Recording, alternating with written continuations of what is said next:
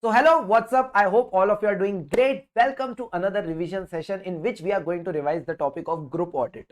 Either you can call it group audit or you can call it an audit of consolidated financial statement. So first of all, they tell us the legal provisions about it, whether the consolidated financial statements are a compulsory thing. Answer is yes. Whenever an entity has a subsidiary, associate or joint venture, come on.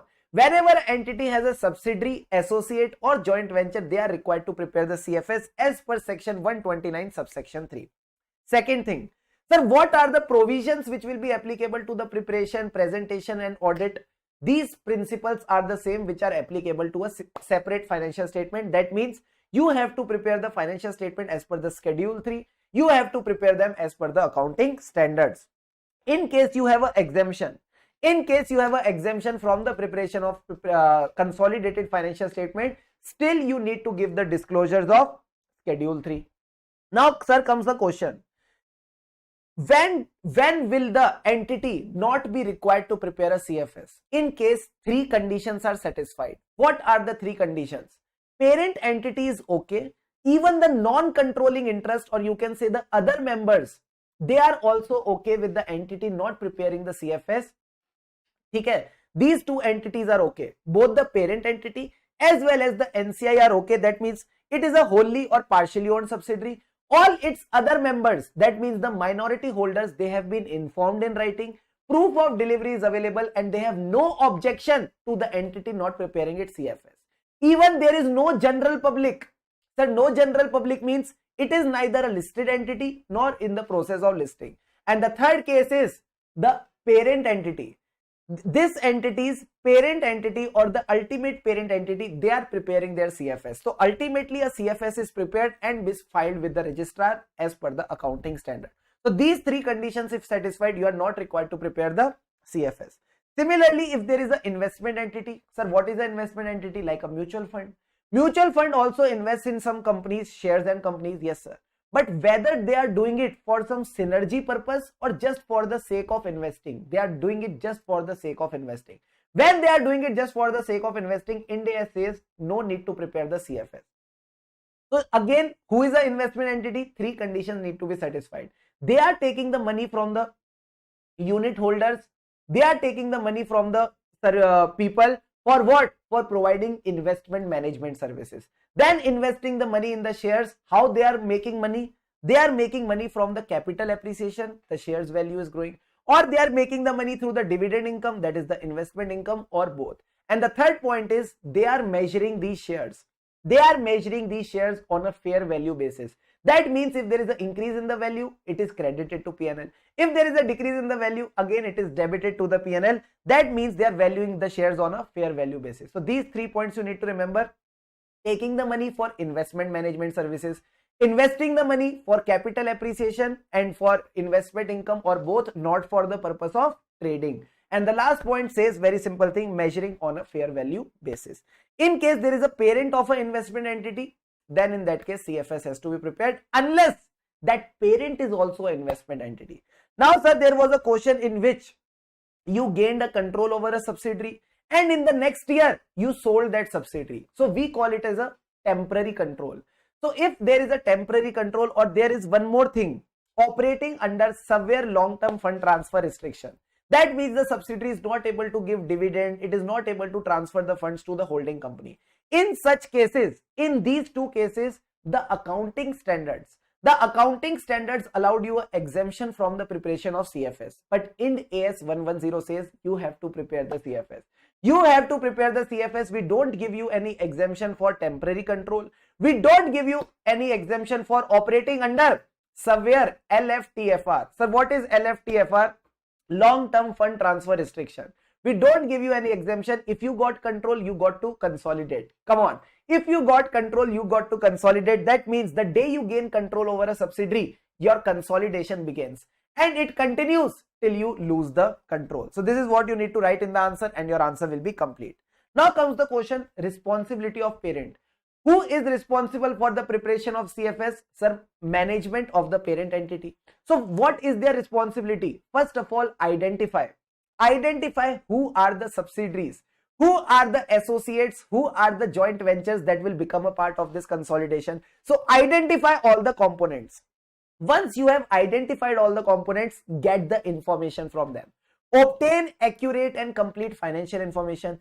Before you consolidate, make sure you do the consolidation adjustments. What are the two consolidation adjustment? Gap adjustment. Sir, what is a gap conversion? In case the subsidiaries financial statement are as per accounting standard, parents financial statement are as per Indian accounting standard, so that accounting standard to Ind AS conversion needs to be done. Similarly, if the subsidiaries accounting policies are different from the parent, harmonization of accounting policy needs to be done. So this is the 5-step process. Identify the component, obtain the information, do the adjustment. Two adjustments are gap conversion and harmonization of policies. And last 2 points generally you forget in FR, in audits, or what are they? Ind AS 24, Ind AS 108. Related party disclosure and segment reporting. Got it, sir. Then comes the auditor's objective. Very simple. The auditor objective is always to obtain a reasonable assurance, or you can say satisfaction. Satisfaction that the financial statements are prepared as per the FRF. Once you get the satisfaction, you can give your opinion about the true and fair view. Then you talk about two company audit section 143.1, 143.3. Say with me, 143.1, 143.3, 143.1 inquiry, 143.3 reporting. And the last part, little ajeeb sa part, sir, what it says, it is a little antique part. I don't know why they have given. Validate the requirement of preparation of CFS. Is the entity actually required to prepare a CFS or not? Now we talk about materiality. Sir, in case of materiality, you need to compute materiality first of all for the CFS as a whole. You compute the materiality for the consolidated financial statement. This big materiality you use for two purposes. First of all, for auditing the consolidation adjustments, whether it is permanent or current. Second thing, to determine what are the material components. To determine what are the material components that you need to focus as an auditor. Whoever are the material components, now for each of these components you need to compute a separate materiality. Now for each of these components you need to compute a separate materiality. So call the component auditor. Hello component auditor, I have calculated your materiality. Do the audit. Okay. Arey, wait. Confirm. Are you independent? Yes. Will you comply with the code of ethics? Yes.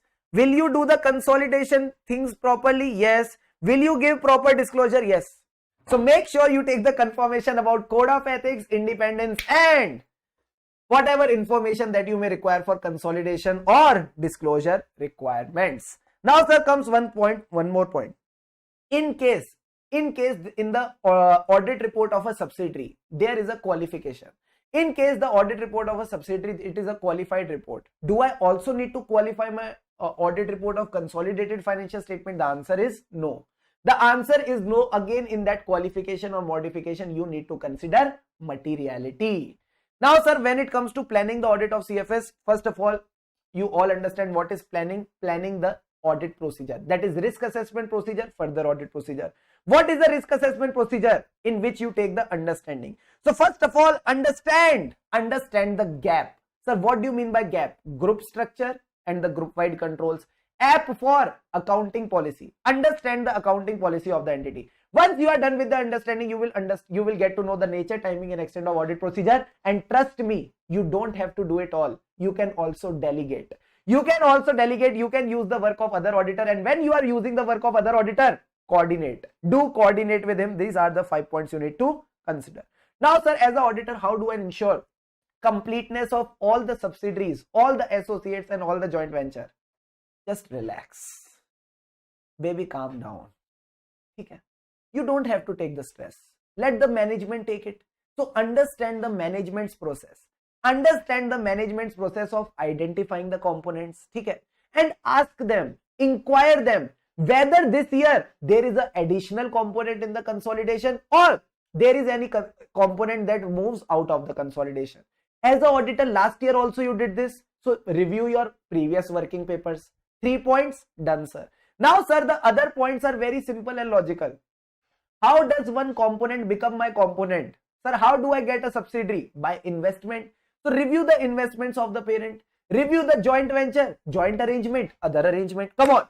joint venture, joint arrangement, other arrangement, and similarly you can see the other changes in the shareholding. So these are the basic points that you can see as an auditor. Now there are two types of consolidation adjustment, very easy, permanent and current period. Come on, permanent and current period. What are the permanent consolidation adjustment?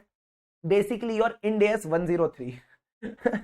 These are your Ind AS 103. In Ind AS 103, what do you calculate? NCI and goodwill. Yes, NCI and goodwill are your permanent consolidation adjustment. So as an auditor, you need to focus first of all on the identifiable net assets, or you can say the pre-acquisition reserves of the subsidiary and the date of acquisition. Because on that date of acquisition, whatever are the reserves of the subsidiary, they will get allocated between the parent and the minority. They will get allocated between the parent and the minority, and subsequently, when do you think there will be a change in the NCI? Sir, NCI changes whenever there is a change in the shareholding. So this also you need to see as the auditor. Now, sir, it can happen in one subsidiary, there is a goodwill. In another subsidiary, there is a capital reserve. On the face of balance sheet, can I net off both of them? Answer is yes. You can net off both of them on the face of balance sheet, but in the notes to accounts, you need to separately disclose that goodwill amount. You need to separately disclose that capital reserve amount. Now, sir, coming to the current period consolidation adjustment, we did some pairing. Sir, what was the pairing? First of all, intra-group indebtedness. On that indebtedness, there must be some interest. So intra-group interest paid or received. Another pairing was what? Transfer of assets. So if there is an unrealized profit on the transfer of assets, eliminate it. Whenever you eliminate, it leads to a deferred tax. So these 2 points are connected. And the another 2 points were the ones we discussed in the beginning: harmonization of accounting policy and gap conversion adjustment. And the gap conversion adjustment. Plus also remember one thing, sir, what? In case the subsidiaries financial statement, US subsidiaries financial statement are till 31st of December. And the consolidation is done on 31st of March. Is it allowed? Answer is yes. The maximum gap that is between the subsidiaries financial statement and CFS, it could be maximum 6 months as per AS, 3 months as per the Ind AS. Okay. But as an auditor, you need to make sure if there is a significant event between these two dates, it should be properly accounted for. It should be given effect in the CFS. There was a question also in the question bank. Done. Now this point from MCQ point of view. Sir, what is to be disclosed? In the balance sheet, assets minus liability is equal to capital, or you can say net assets. In the P&L, there are two major figures, P&L and OCI. So you need to disclose the net assets, P&L and OCI of all the entities, parent entity, subsidiary, associate, joint venture, all the entities forming part of the CFS, plus their percentage to the total net assets, total P&L and the total OCI, not TCI, not total comprehensive income. That is the total OCI, other comprehensive income. Then we discuss some examples of information which is given in the separate financial statement but need not be given in the CFS. Very easy topic, but still let's do it. So what was this topic all about? First you get money, then you spend. Come on. First you get money, then you spend. That means you get the money by the issue of shares, some free shares, some money shares. So first of all, you talk about the bonus shares. Whenever you issue a bonus share, what was the source of issue of these bonus shares? It could be capitalization of reserve, security premium account, disclose that. Okay. Second thing, when you issued the shares for money, not free like bonus, whenever you issued the shares for money, in case some money is unutilized, what is the form in which that money is kept? What is the form in which it has been invested? Talk about that. Now let's talk about the foreign expenditure. What is the foreign expenditure, sir? Imports on CIF basis, that is cost insurance freight of RCC, raw material, capital goods, and your last point I always forget, raw material, capital goods, and your components and spares. Got that. Components and spares. Got it, sir. Now, sir, out of this imports of goods, you also talk about your expenditure for services. So expenditure in forex for royalty, know-how, technical know-how, or all other services. And then whatever imports you did, talk about its value, plus also talk about the value of indigenous raw material and the capital goods that you took, and their percentage to the total consumption. Out of the total consumption, how much was imported, how much was indigenous, that is from India. And last point you will forget because it is a micro point. It is about the disclosure of micro, small, medium enterprise, that is MSME Development Act 2006. Very good. Now, sir, we talk about management representation, that is the written representation. These are the same points that are the parent's responsibility, all components, proper consolidation adjustment, Ind AS 24, Ind AS 108, done. Now coming the reporting part, first part is very easy. Parent's auditor is also the auditor of components. So just see whether the PPFS, preparation and presentation of financial statement, is done as per the accounting standard. If there is a deviation, modify your opinion as per SA 705 and then check whether there is a true and fair view of the balance sheet, P&L and cash flow. Come on, balance sheet, P&L and cash flow. Balance sheet, P&L and cash flow. Now comes, sir, whether the parent's auditor, what happens when the parent's auditor is not the auditor of the component? That means it is a different auditor. I have to use the work of other auditor. Whenever you have to use the work of other auditor, which SA gets applicable? SA 600. SA 600, that is O for other auditor. O for other auditor. Then we discuss that if all of us are presenting a report and I just give my name, all your name is removed, how will you feel, sir? We will feel very, very bad.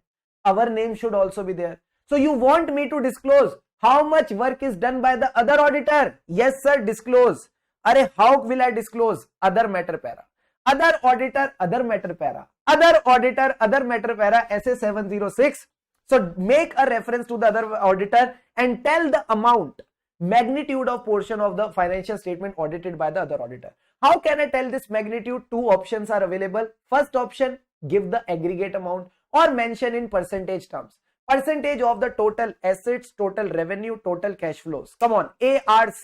Total asset, total revenue, total cash flow. One more time, total asset, total revenue, total cash flow.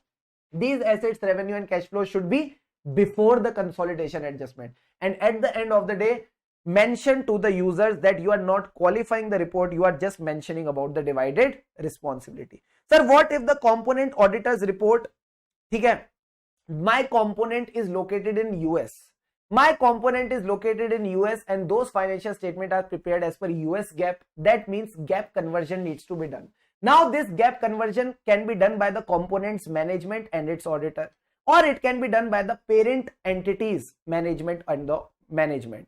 If the component is doing this conversion itself, it must be having a group accounting manual. So check whether the group accounting manual complies with the GAAP applicable to the parent. If they are giving the financial statement as it is, and it is the parent's management which is performing the conversion adjustment, you as an auditor need to audit the conversion adjustment. So two of the possibilities are given. Then in case component is not audited, modify the opinion. The answer is no. The answer is no. You need to consider materiality, that is the qualitative and quantitative factor. So they just write in a proper format. Generally, start like this. Generally, the financial statement of all the components included in the CFS should be audited. They should be subject to audit procedure as a part of multi-location group audit. Okay? But sometimes if they are not audited, it could lead to a possible modification. Again, we are not sure. There is a possibility of modification because we have not got sufficient and appropriate evidence. Then evaluate that possibility as per SA 705, considering the materiality, or you can say qualitative and quantitative factors. And just remember one thing. Push harder than yesterday if you want a better tomorrow for yourself. Okay? So let's keep on doing hard work. Let's keep on working harder and definitely we will see the results. That's all for today. Keep smiling, keep studying with happiness, because then only we progress. Have an awesome day ahead, and yes, let's catch up in the next class.